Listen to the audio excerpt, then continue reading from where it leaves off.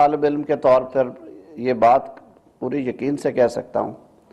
کہ 1977 میں اگر یہ نظام جو آرٹیکل 224 میں آج دیا گیا ہے یہ ہوتا تو نتائج شاید وہی ہوتے جو الیکشن کے نتائج تھے، لیکن کیونکہ وہ الیکشن کیئر ٹیکرز نے کروایا ہوتا اور ان کی زیر نگرانی ہوتا تو شاید اس سے اٹھنے والے جو شکایتیں تھیں، جو شکوے تھے، پھر وہ تحریک کی صورت اختیار کر گئے اور پھر طالع آزماؤں کو موقع ملا، انہوں نے ٹیک اوور کیا اور پاکستان کی تاریخ کا میں کہوں گا جو بدترین مارشل لاء ہے وہ ہم نے 77 میں دیکھا، اور اس کی وجہ سے ملکی سیاست پہ کیا اثرات پڑے 1985 کے انتخابات کے حوالے سے، یا جو ہمارے ہاں وائلنس کا عدم برداشت کا کلچر پروان چڑھا، دہشت گردی ایک انڈسٹری کے طور پہ بڑھی، اور بہت ساری باتیں ہیں وہ شاید نہ ہوتی۔ ہم نے مختلف اوقات میں کوشش کی کہ انتخابات کو اکٹھا منعقد کروایا جائے تاکہ جو صوبوں کے ریزلٹس ہیں وہ قومی اسمبلی کے ریزلٹ سے انفلوئنس نہ ہوں۔ تو بات کو سمیٹتے ہوئے یہ عرض کروں گا کہ فائنلی 1997 میں کیئر ٹیکرز نے یہ ڈیسائیڈ کیا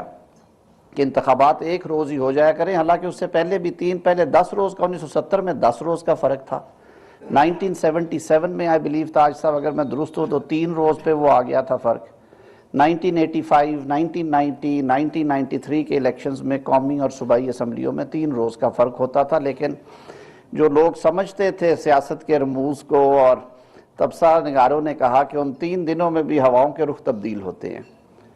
تو اس کو بھی سمو دیا گیا اور تجویز آئی، اور پھر اس کے بعد ہم نے اس کے واقعی اثرات دیکھے کہ جو ریزلٹس کو تسلیم کرنے کے حوالے سے صورتحال بہتر ہوئی۔ 18ویں ترمیم جب ہو رہی تھی تو کیئر ٹیکرز کا کانسیپٹ اس سے پہلے تھا لیکن اتنا مضبوط نہیں تھا، تو تمام پولیٹیکل پارٹیز جن کی پریزنس تھی اس وقت کی اسمبلی میں انہوں نے سر جوڑے، میرے خیال میں درجنوں میٹنگز ہوئیں، شاید کوئی 100 کے قریب گئی تھیں جی، جو مختلف سیشنز ہوئے 18ویں ترمیم میں کنسنسس ڈیولپ کرنے کے لیے، اور جو آج ہمارے ہاں رائج الوقت سکیم ہے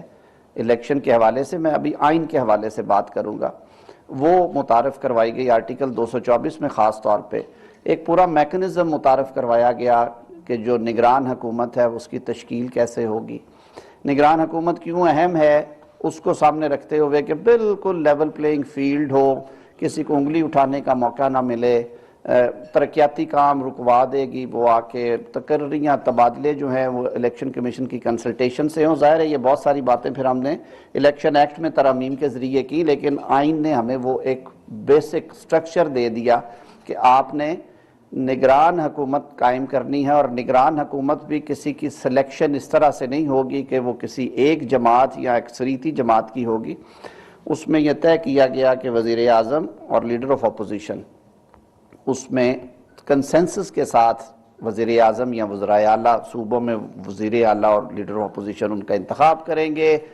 ان کا تقرر ہوگا، اگر نہیں ہوتا تو پھر ایسی پارلیمانی کمیٹی تشکیل دی جائے گی جن میں جو ممبرز ہیں وہ پارلیمانی پارٹیوں کی سٹرینتھ کے مطابق ہوں گے اور وہ بھی برابر نمبرز میں ہوں گے اپوزیشن اور حکومتی اراکین، تاکہ دوبارہ کنسنسس کا موقع دیا جائے۔ وہ 8 رکنی 4 کی ہے، اگر وہاں پہ بھی نہیں ہوتا کسی وجہ سے اور ڈیڈ لاک برقرار رہتا ہے تو پھر وہ جو نام بھیجیں گے 2 سلیکٹ کر کے، وہ الیکشن کمیشن پورا الیکشن کمیشن 5 رکنی بیٹھے گا اور وہاں پہ فیصلہ ہوگا۔ اب الیکشن کمیشن کی تشکیل بھی ایسی ہی ہے، وہ بھی نہ وزیر اعظم اپوائنٹ کر سکتے ہیں، نہ صدر کر سکتے ہیں، نہ کوئی عدالت کر سکتی ہے۔ الیکشن کمیشن کا بھی بالکل یہی طریقہ ہے کہ حکومت اور اپوزیشن الیکشن کمیشن کا تقرر کرتی ہے، چیف الیکشن کمشنر کا بھی اور اراکین کا بھی، اور روٹیشن سے ہوتا ہے، اب 4 صوبوں کی نمائندگی ہوتی ہے اس میں۔ کیا سارا کچھ اس لیے گیا کہ جو ایک بد اعتمادی ہے انتخابی عمل سے اس کو دور کیا جائے اور لوگوں کا اعتماد جو ہے وہ الیکشن پہ بڑھے۔ باہر کیف اس پہ بھی کئی حوالوں سے تنقید ہوتی ہے، وہ ایک بہت لمبی بحث ہو جائے گی جو میرے خیال میں آج کے مینڈیٹ میں شامل نہیں ہے کہ اس کے باوجود پھر انگلیاں کیوں اٹھی 18 کے انتخابات پہ کیوں بات کی گئی، یا 13 کے انتخابات میں جو عمران خان صاحب نے اعتراض کیا اس پہ پھر سپریم کورٹ نے کمیشن قائم کیا، وہ کمیشن نے کہا کہ یہ جو ان کی باتیں تھیں وہ درست ثابت نہیں ہوئی۔ باہر کیف اس کو چھوڑتے ہوئے آگے چلتے ہیں، تو پنجاب اور خیبر پختونخوا میں انتخابات کے منعقد نہ ہونے کی ایک وجہ یہ بھی تھی کہ جو پارلیمانی مدت تھی پاکستان میں اسمبلیز کی وہ اپنے ایک لاسٹ لیگ پہ جا چکی تھی، فیگ اینڈ پہ تھی ایک طرح سے. تو 7-8 ماہ کے عرصے کے دوران 2 الیکشنز آیا پاکستان کے جمہوری نظام کے لیے مفید تھے یا نہیں، اور پھر آرٹیکل 254 جو ہے آئین پاکستان میں، اس کی موجودگی میں ماضی میں بھی ایسی 2 مثالیں بہت ہمیں واضح نظر آتی ہیں. 1988 میں اور 2008 کے انتخابات میں جب جو 90 روز کی مدت سے آگے گئے تھے الیکشنز اور ویلڈ ریزنز کی وجہ سے گئے تھے، تو یہ ڈیبیٹ ہماری چلتی رہی. فائنلی اب اس پہ میرے خیال میں ہم ایک ایسے فیز میں آ چکے ہیں کہ شاید آج اگر ہم اس کو جا کے اسیس کریں، میٹر سب جوڈس ہے، میں اس سے زیادہ نہیں بولنا چاہوں گا، لیکن بہرکیف اب ہمیں مستقبل کی طرف دیکھنا ہے اور یہ انشور کرنا ہے کہ آئین میں جو طریقہ کار درج کیا گیا ہے اس کے مطابق الیکشن کمیشن آف پاکستان اپنا آئینی اختیار استعمال کرتے ہوئے آئین کی شق 218 کلوز 3 کے تحت ہمیں وہ الیکشنز دے جو کہ آئین سازوں نے تقاضا کیا ہے الیکشن کمیشن سے کہ وہ فیئر بھی ہوں، وہ جسٹ بھی ہوں، وہ آنسٹ بھی ہوں، اور ان میں قانون کی جو ہے وہ پاسداری کی جائے، ان اکارڈنس ود لا ہوں، اور کرپٹ پریکٹسز کی بے حقنی کی یا اس کے تدارک کی حد الوسع کوشش کی جائے. اور اس سے میرے خیال میں بہتر پلیٹ فارم اس حوالے سے بات کرنے کے لیے نہیں ہو سکتا. میں یہاں پہ کچھ ایڈ کرتا چلوں کہ جو الیکشن ایکٹ 2017 ہے وہ جب امینڈ کیا گیا تو اس پہ بھی ایک بہت طویل میں کہتا ہوں مشاورت کا سلسلہ شروع ہوا. جو 2013 میں جب اسمبلی منتخب ہو کے آئی، اور جیسے میں نے پہلے عرض کیا کہ اس وقت کی جو ایک اپوزیشن جماعت تھی پاکستان تحریک انصاف، انہیں الیکشن کے ریزلٹس کے بارے میں کچھ تحفظات تھے. انہوں نے وہ مدعا سپریم کورٹ کے روبرو بھی پیش کیا،